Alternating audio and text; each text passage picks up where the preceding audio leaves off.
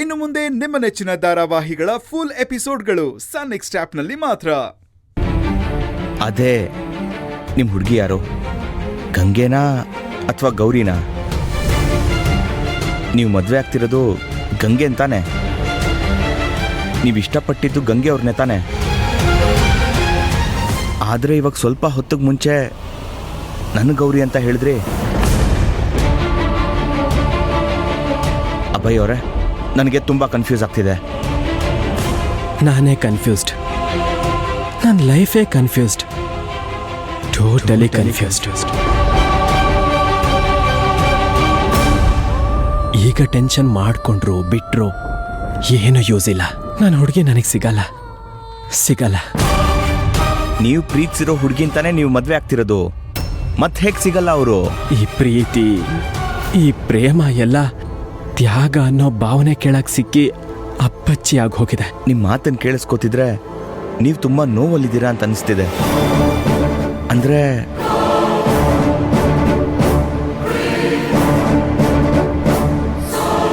ನಿಮ್ಗೆ ಮದುವೆ ಇಷ್ಟ ಇಲ್ವಾ? ನೀವು ಇಷ್ಟಪಟ್ಟಿದ್ದು ಗಂಗೆ ಅವ್ರನ್ನೇ ತಾನೆ? ನೋ ನೋ ನೋ ನೋ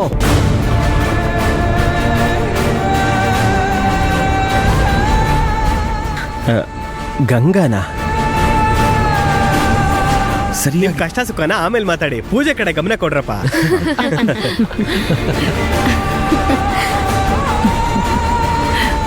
ಆಗ್ಲೇ ಚಿಕ್ಕಳಿಯ ಕಳಶಕ್ಕೆ ಅಕ್ಷತೆ ಹಾಕಪ್ಪ ಅಂದ್ರೆ ಕುಂಕುಮ ಹಾಕ್ತಿದ್ರು.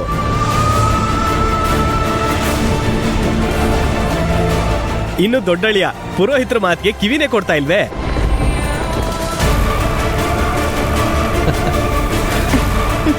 ಓ, ಮದುವೆ ಆದ್ಮೇಲೆ ಹನಿಮೂನಿಗೆ ಎಲ್ಲಿ ಹೋಗ್ಬೇಕು ಅಂತ ಡೀಪ್ ಆಗಿ ಡಿಸ್ಕಸ್ ಮಾಡ್ತಿದ್ದೀರಾ? ಏನಿಲ್ಲ, ಸುಮ್ಮನೆ ಇರೆ. ನಿನ್ ಬಾಯಂತೂ ಸುಮ್ಮನೆ ಇರಲ್ಲ. ಮಧು ಮಕ್ಕಳಿಗೆ ಕಡಲೆ ಬೆಲ್ಲ ಕೊಡಿ.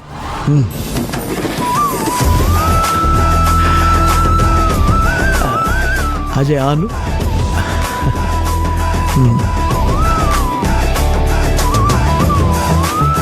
ಅಭಯ್, ನಿನ್ನ ಉಪಕಾರಣ ನಾನು ಯಾವತ್ತೂ ಮರೆಯಲ್ಲಪ್ಪ.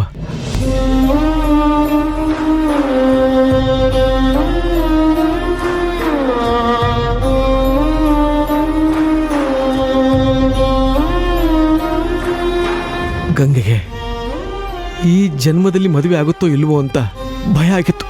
ಅವಳಿಗೆ ಹೊಸ ಜೀವನನೇ ಕೊಟ್ಬಿಟ್ಟೆ.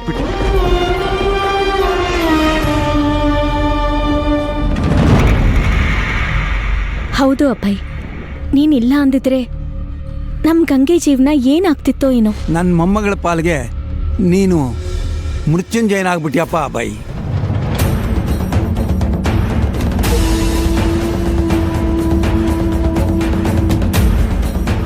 ಏನಾಗಿದೆ ಇವ್ರಿಗೆಲ್ಲ? ಇವ್ರ್ಯಾಕೆ ಇಷ್ಟೊಂದು ಉಪಕಾರದ ಮಾತಾಡ್ತಿದ್ದಾರೆ?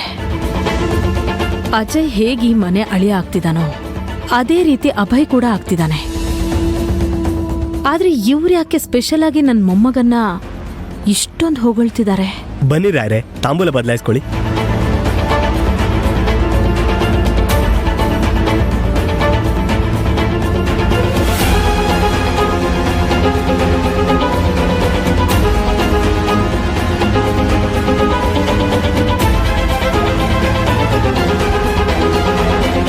ಸಾಲ್ದಕ್ಕೆ ಅದೇನೋ ಉಪಕಾರ ಮಾಡಿದಾನೆ ನನ್ನ ಮೊಮ್ಮಗ ಅಂತಾನೂ ಹೇಳ್ತಿದ್ದಾರೆ.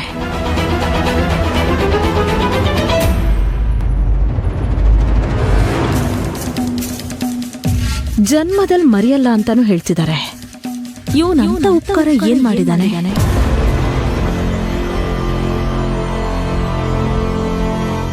ಈ ಹುಡುಗಿ ಅಪ್ಪ ಅಮ್ಮನ ಮಾತು, ಅಭಯ್ ಮಾತು, ಇದನ್ನೆಲ್ಲ ಕೇಳ್ತಾ ಇದ್ರೆ ಅಭಯ್ ನಮ್ಮಿಂದ ಏನೋ ಸತ್ಯ ಮುಚ್ಚಿಟ್ಟಿದ್ದಾನೆ ಅನ್ಸುತ್ತೆ.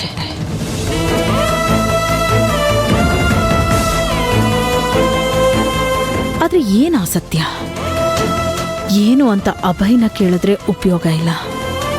ಅವನ್ನ ಎಷ್ಟೇ ಕೇಳಿದ್ರೂ ಸತ್ಯ ಹೇಳಲ್ಲ. ಸರಿಯಾದ ಸಮಯ ನೋಡಿ ಚಂದ್ರಪ್ಪನವ್ರ ಹತ್ರ ಒಂದ್ಸಲ ಮಾತಾಡ್ಬೇಕು.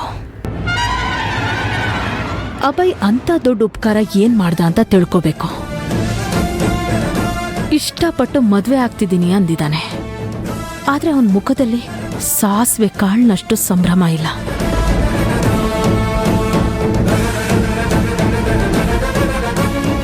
ನನಗ್ ಗೊತ್ತಿಲ್ದಿರೋ ಯಾವುದೋ ಒಂದು ಸತ್ಯ ಅಖಿಲಂಗ್ ಗೊತ್ತು. ಅದೇ ಕಾರಣಕ್ಕೆ ಅವಳು ಈ ಮದುವೆ ನಿಲ್ಸೋದಕ್ಕೆ ಪ್ರಯತ್ನ ಮಾಡ್ತಿದ್ದಾಳೆ. ಹೌದು, ಈ ಅಖಿಲ ನೇಹ ಎಲ್ಲಿ ಹೋದ್ರು?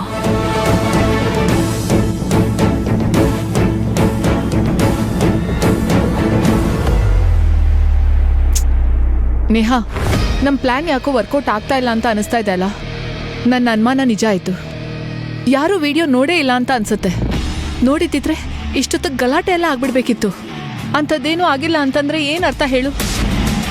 ಅಷ್ಟೇ ಅಲ್ಲ, ಆ ರೇವತಿ ಕೂಡ ಗೌರಿ ನಮ್ಮನೆ ಸೊಸೆ ಆಗೋದಕ್ಕೆ ಲಾಯಕ್ಕಿಲ್ಲ ಅಂತ ಇಷ್ಟೊತ್ತಿಗೆ ಗಲಾಟೆ ಮಾಡಿಬಿಡ್ಬೇಕಿತ್ತು. ಇಲ್ಲಿ ನೋಡಿದ್ರೆ ಯಾರ ಮುಖದಲ್ಲೂ ಆ ವಿಡಿಯೋ ನೋಡಿರೋ ಲಕ್ಷಣನೇ ಕಾಣಿಸ್ತಾ ಇಲ್ಲ.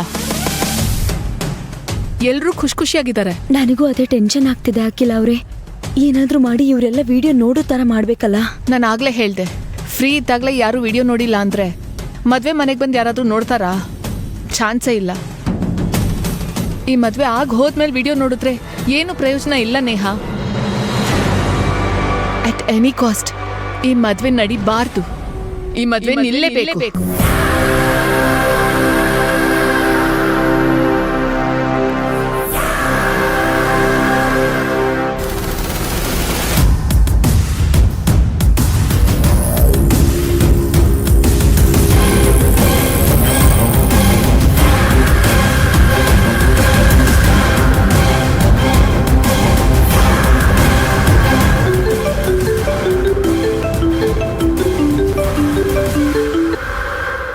ಅಖಿಲ ಯಾಕೆ ನನಗೆ ಕಾಲ್ ಮಾಡ್ತಿದ್ದಾಳೆ?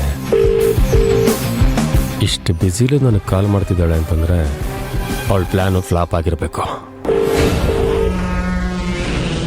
ಅದಕ್ಕೆ ಸಹಾಯ ಮಾಡು ಅಂತ ಕೇಳಕ್ಕೆ ಫೋನ್ ಮಾಡಿರಬೇಕು. ನಾನ್ಯಾಕೆ ಮಾಡಲಿ? ಮಾಡಲ್ಲ. ಇವನ್ ಟೈಮಿಗೆ ಸರಿಯಾಗಿ ಫೋನೇ ತೆಗಿಯಲ್ಲ. ಪದೇ ಪದೇ ಯಾರಿಗೆ ಫೋನ್ ಮಾಡ್ತಾ ಇದ್ದೀರಾ? ಏನ್ ಮಾಡಕ್ ಹೊರಟಿದ್ದೀರಾ ನೀವು? ಯಾವುದೇ ಕಾರಣಕ್ಕೂ ಗಂಗೆ ಮದ್ವೆ ಮಂಟಪಕ್ಕೆ ಬರಬಾರ್ದು ನೇಹಾ. ಹಾಗೆ ಬರ್ದೇ ಇರೋ ಹಾಗೆ ಮಾಡಕ್ಕೆ ಬರೀ ಒಬ್ರಿಂದ ಮಾತ್ರ ಸಾಧ್ಯ. ಅವ್ರಿಗೆ ಫೋನ್ ಮಾಡ್ತಾ ಇದ್ದೀನಿ.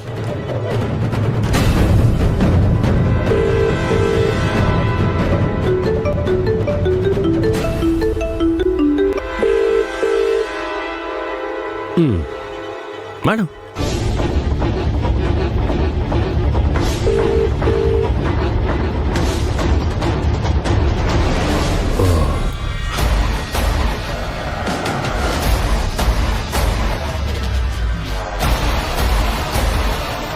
ಇವಳಿಲ್ಲೇ ಇದ್ದಾಳಲ್ಲಪ್ಪ. ನೋಡಿದ್ರೆ ಕೆಲಸ ಕಟ್ಟಾಗುತ್ತೆ. ಏನು ಮಾಡೋದೀಗ?